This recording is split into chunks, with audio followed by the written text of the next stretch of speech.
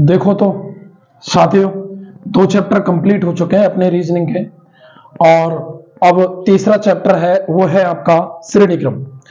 और श्रेणी क्रम का जो ये चैप्टर है आपका रीजनिंग का, जिसको अपन रैंकिंग टेस्ट भी बोलते हैं, तो इसमें अपन 5 टाइप के प्रश्नों का अभ्यास करेंगे और 5 टाइप के प्रश्नों के बारे में ये भी जानने की कोशिश करेंगे कि कौन से टाइप के प्रश्न किस प्रकार से पेपर में एग्जाम में पूछे जाते हैं और उनका किस प्रकार से हम बहुत कम समय में और बहुत अच्छे बेसिक तरीके से सॉल्यूशन ज्ञात कर सकते हैं। देखो बहुत शानदार टॉपिक है, मैथमेटिकल कंडीशन का टॉपिक है, तो आप इसको बहुत सिंपल नॉर्मली जोड़ बाकी गुणा भाग, ये प्रक्रिया, किसी का आगे से स्थान, किसी का पीछे से स्थान, पंक्ति का वो उससे लंबा है, वो उससे छोटा है, इस प्रकार के प्रश्नों के बारे में आप चर्चा करेंगे पूरी क्लास में इसमें। तो मैं सबसे पहले नॉर्मली यदि चर्चा करूं तो देखो ये 5 टाइप के हैं। व्यक्तियों या वस्तुओं की तुलना के आधार पर प्रश्न, एक छोर की रैंक के आधार पर दूसरी रैंक ज्ञात करना, आगे से या पीछे से स्थान देगा, दो आगे से देगा तो पीछे से और पीछे से देगा तो आगे से स्थान ज्ञात करना है। रैंक के आधार पर कुल सदस्यों की संख्या, आपको स्थान दिया हुआ है, दोनों तरफ से सदस्यों की कुल संख्या पूछ ले। या फिर रैंकों का आपस में परिवर्तन, आगे से स्थान देकर और पीछे से स्थान दे दे और फिर बोल दे कि उन दोनों का आपस में क्रम क्या कर दिया, परिवर्तन कर दिया। अधिकतम और न्यूनतम संख्या ज्ञात करने के आधार पर प्रश्न। तो इस प्रकार के टाइप में मैं ये 5 के 5 टाइपों का अध्ययन करेंगे और उन 5 टाइपों में इस जो श्रेणी क्रम का टॉपिक है इसकी मैं आधार स्तंभ की बात कर लूं आपसे कि नॉर्मली कैसे प्रश्न अधिकतर पूछे जाते हैं। तो सुनो मेरी बात, मैं आपसे बात करूं कि ये यहां पर कोई 1 2 3 4 5 6, ये 6 कोई लड़के हैं, छात्र हैं, ठीक है।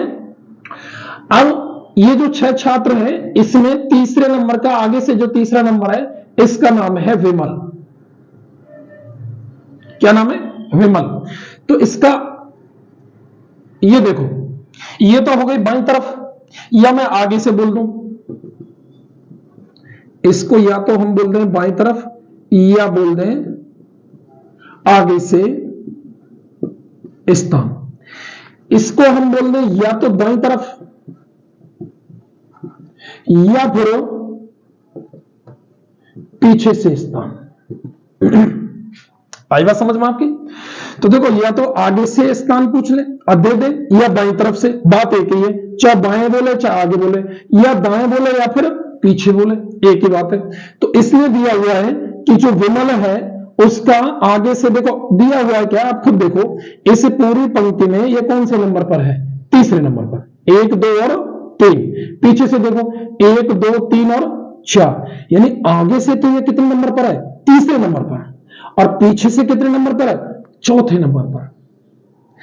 टोटल कितने? 1 2 3 4 5 6, टोटल कितने? 6। अब आप गौर से देखो, आगे से स्थान कौन सा है? तीसरा। पीछे से स्थान कौन सा है? चौथा। या फिर मैं बोलूं बाईं तरफ से स्थान तीसरा और दाईं तरफ से स्थान चौथा। तो यहां पर टोटल जो संख्या हो रही है वो कितनी हो रही है? 7। कितनी हो रही है? 7। यानी बाईं तरफ से स्थान प्लस दाईं तरफ से या दाएं छोर से स्थान बराबर ये जो 7 है ना टोटल। अब एक्चुअली में देखो टोटल कितने? 1 2 3 4 5 और 6। ये पता है 7 क्यों है? आगे से भी उसी व्यक्ति का स्थान और पीछे से भी उसी व्यक्ति का स्थान, यानी इस व्यक्ति को आपने इसी पंक्ति में 2 बार काउंट कर लिया। आगे से भी कर लिया और पीछे से भी कर लिया, बाईं तरफ से भी कर लिया और दाईं तरफ से भी कर लिया। तो ये 2 बार काउंट कर लिया। अब ये है कितने? 6। और जब एक बार ये ज्यादा हो गया तो ऑटोमेटिक संख्या ये क्या नहीं है? ज्यादा नहीं है। तो कुल स्थान से कितना ज्यादा है?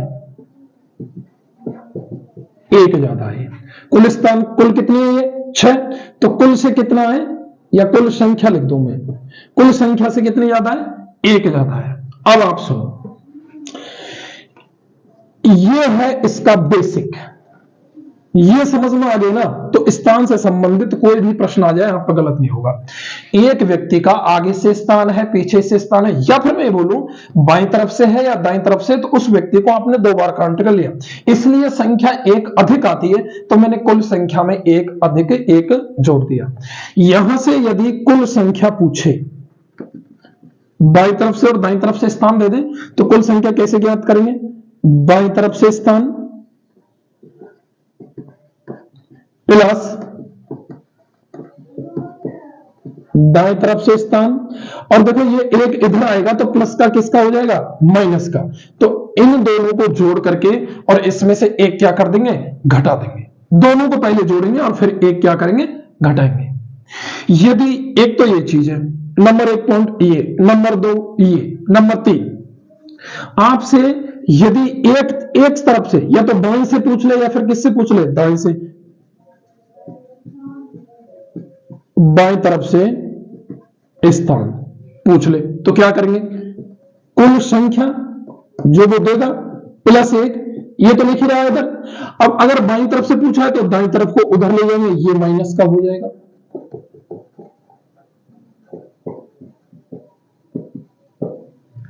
पक्षांतरण पे मैथमेटिकल कंडीशन में यदि बीच में बराबर का चिन्ह हो तो प्लस की संख्या होती है, वो तो हो जाती है माइनस की, और ये संख्या ही है, दाईं तरफ से स्थान देगा, ये चौथा, पांचवा, छठवां, सातवां, ये नॉर्मली हिंदी लैंग्वेज में लिखी है, ये एक्चुअली क्या है, स्थान है। जैसे दाईं तरफ से कौन सा, चौथा, तो यहां क्या लिख देंगे, 4 लिख देंगे।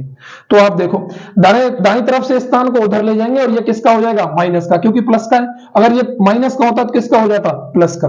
तो एक तरफ से यदि स्थान ज्ञात करें, चाहे वो बाईं हो चाहे दाईं हो, यदि यहां दाईं तरफ से होता तो फिर बाईं तरफ माइनस का हो जाता है इधर जाके। तो ये 3 पॉइंट है आपस में, जो ये 5 टाइप के प्रश्न है उनमें से 3 से 4 टाइप के प्रश्न इसी सूत्रों से हो जाएंगे।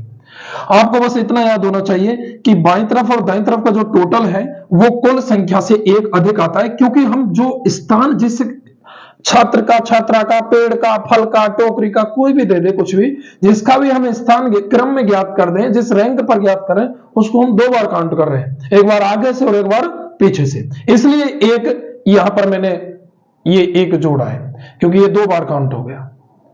ठीक है,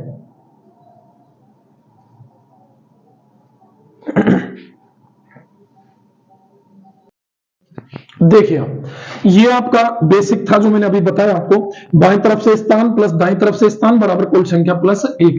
एक मैं प्रश्न लेता हूं, उदाहरण लेता हूं, आपको एक एग्जांपल देता हूं। देखो जैसे कोई फल की टोकरी है, 1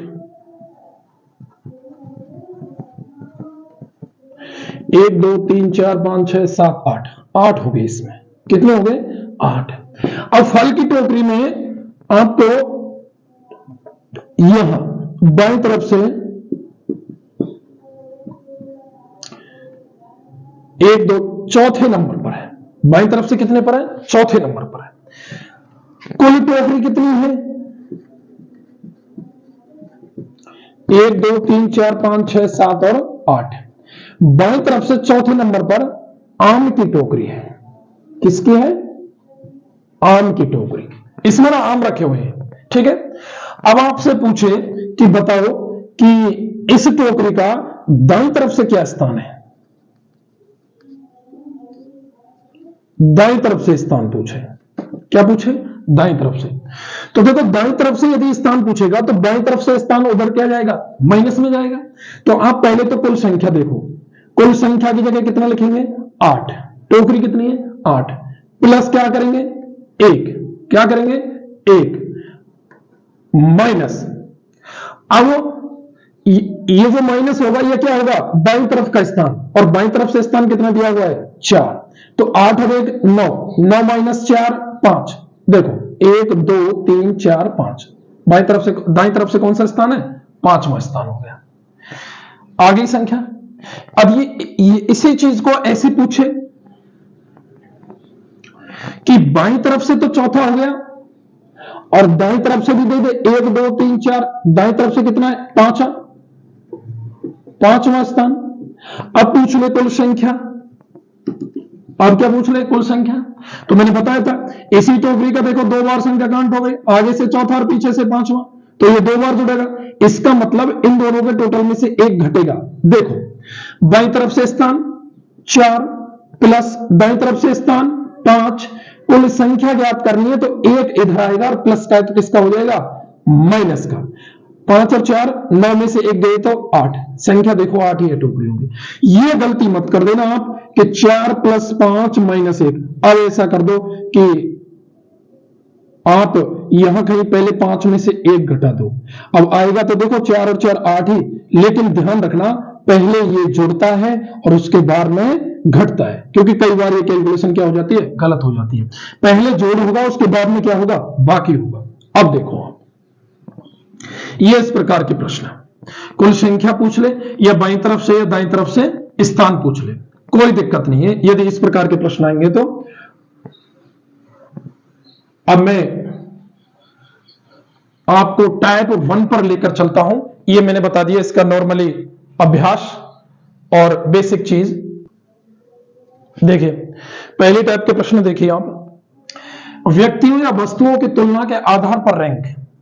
ठीक है, अब तुलना 2 वस्तुओं की 2 व्यक्तियों की कैसे भी तुलना करके आपको प्रश्न दें। जैसे ये प्रश्न लिखा है मैंने कि रामजस प्रदीप से लंबा है, रामजस प्रदीप से लंबा है जो सीसराम से छोटा है। ये जो रामजस है ये प्रदीप से क्या है? लंबा है, और जो का मतलब हो गया प्रदीप, और प्रदीप सीसराम से क्या हो गया?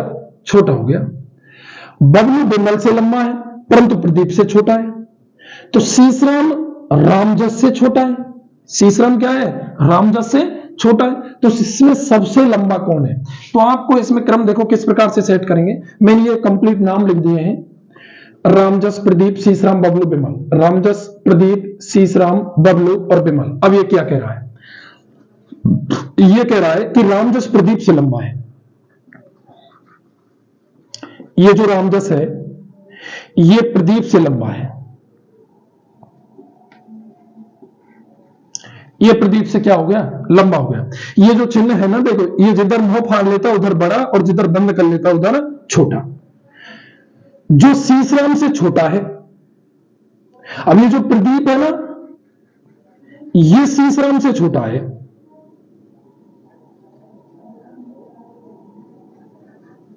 ठीक है। ये प्रदीप ये सीसराम से क्या है? छोटा है।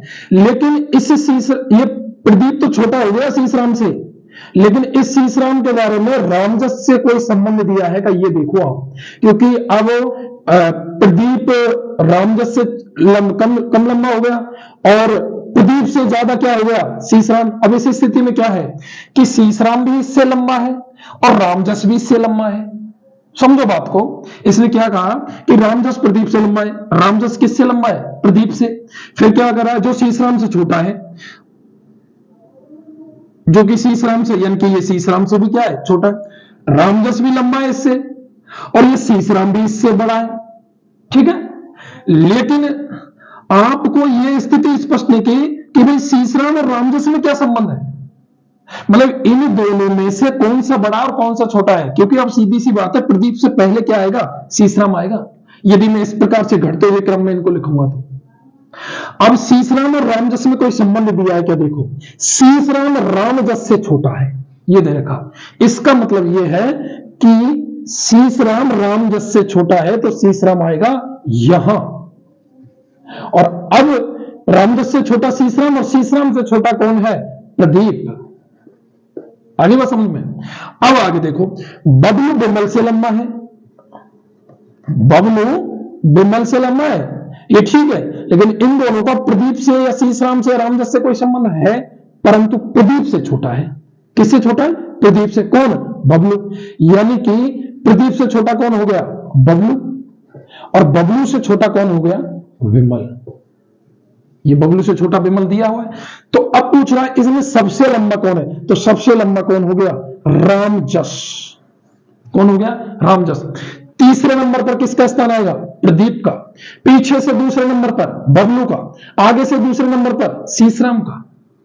इस प्रकार से आप इनको ज्ञात, बाईं तरफ से कौन सा स्थान है शीशराम का, दूसरा, दाएं तरफ से कौन सा है, 1 2 3 4, ये है इनका क्रम। रामजस, रामजस से छोटा शीशराम, शीशराम छोटा प्रदीप, प्रदीप से छोटा बबलू, बबलू छोटा विमल। आप ध्यान क्या रखेंगे, ध्यान रखने की जरूरत है कि जो इन दोनों में संबंध दिया हुआ है, उसके बाद में यदि बीच में कोई नाम फंसता है तो उसको देखो कि वो आगे वाले से कोई ना कोई संबंध रख रहा है या नहीं रख रहा, कहीं ना कहीं लाइन में पाएगा वो। ठीक है, ये पहली टाइप के इस प्रकार के प्रश्न है। प्रश्नों के अभ्यास के लिए अलग से वीडियो और बनाऊंगा, लेकिन फिर भी मैं बता रहा हूं टाइप में एक। अब देखो सेकंड टाइप में प्रश्न देखो, एक छोर की रैंक के आधार पर दूसरे छोर की रैंक ज्ञात करना। किस प्रकार से ज्ञात करेंगे दूसरे छोर की रैंक? देखो, यह बोल रहा है कि 26 विद्यार्थियों की कक्षा में मंजू की आगे से 13वीं रैंक है। कोई कक्षा है इस प्रकार से और उसमें ये 26 है। ठीक है, अब आगे से स्थान दिया हुआ है कितना, 13वां। आगे से स्थान कितना है, 13वां। तो इसका स्थान कहां से पूछा है, पीछे से। आपको बताया मैंने कि पहले शुरुआत की क्लास में, इसी क्लास में शुरू में इसका बेसिक समझाया था कि आगे से स्थान प्लस पीछे से स्थान बराबर कुल संख्या प्लस 1। इस प्रकार का, जैसे इसका आगे से 13वां पूछ लिया, पीछे से भी पूछ लिया, 2 बार काउंट हो गया, तो कुल संख्या में से जो कुल संख्या है उसमें 1 जोड़ देंगे। इस हिसाब से ये टोटल आता है। ठीक है, अब सुनो मेरी बात। आपसे पूछा है पीछे से स्थान, क्या पूछा है, पीछे से। तो पीछे से अगर स्थान ज्ञात करेंगे तो पीछे से स्थान में कुल संख्या कितनी है, 26 प्लस 1 माइनस, घटेगा क्या, अब आगे से स्थान। यदि आगे से पूछता तो क्या घटता, पीछे से स्थान। यदि कुल संख्या पूछता तो क्या होता, आगे से और पीछे से स्थान देता और उसमें से 1 क्या कर देते, घटा देते। तो 26 प्लस 1 माइनस क्या कर रहे हैं हम, 13, क्योंकि आगे से स्थान कितना है, 13वां। 26 और 1 27, और 27 में से कितना घटा रहे, 13। तो देखो ये कितने बचे, 14। तो पीछे से स्थान कितना हुआ इसका, 14 हुआ। कितना हुआ, 14 हुआ। ठीक है, पीछे से स्थान कितना है, 14वां, आगे से कितना है, 13वां। देखो इसकी टोटल संख्या है ना, वो एक अधिक हो रही है इसकी, यहां से 14 और 13 कितने हो रहे हैं, 27, और है कितने, 26। एक फल तो क्यों गया, क्योंकि इस एक को आपने कितनी बार काउंट कर लिया, 2 बार। तो पीछे से स्थान कितना आ गया इसका, 14वां आ गया। इसी प्रकार के और प्रश्न करने के लिए वीडियो को लाइक करें, चैनल को सब्सक्राइब करें और बेल आइकन के बटन को दबाना नहीं भूलें, और अभ्यास करते रहिए लगातार मेरे साथ। लगातार वीडियो अपलोड हो रही है, और वीडियो को अगर देखते हो तो लाइक भी किया करो प्लीज, और चैनल को सब्सक्राइब भी किया करो, जिससे मुझे भी मोटिवेशनल मिले और आप अपनी पढ़ाई में कोई बाधा न हो। मैं और अधिक एनर्जी के साथ आपको पढ़ाऊंगा और अच्छे अच्छे प्रश्न लेकर आऊंगा, और जैसे ही ये टॉपिक कंप्लीट हो जाएंगे ना, तो बड़ी बड़ी क्लास भी हल करेंगे प्रश्नों के अभ्यास के रूप में। धन्यवाद मित्रों।